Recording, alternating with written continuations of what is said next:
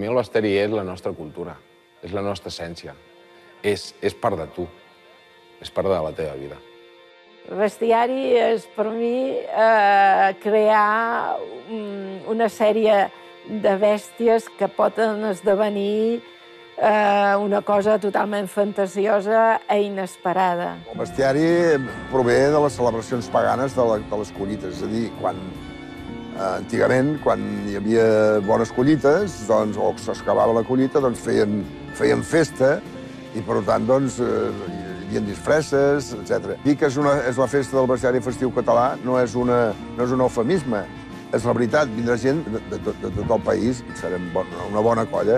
Cada any s'inauguren, o sigui, s'estrenen 40 o 50 o 60 figures de bestiari a tot el país. Està vivíssima la tradició, vivíssima.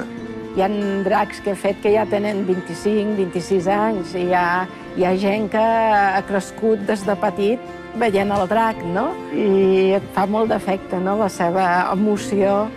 L'agrupació del bestiari festiu va néixer el 24 de novembre de l'any 1996.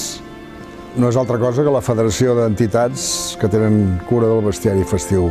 Dracs, àligues, bous, molasses, etc. Dia Europeu del Bestiari Festiu, nosaltres fa un parell o 3 d'anys que l'estem celebrant i per això hem muntat aquesta festa en la qual ens proposem i anunciarem l'inici de la catalogació del bestiari festiu europeu.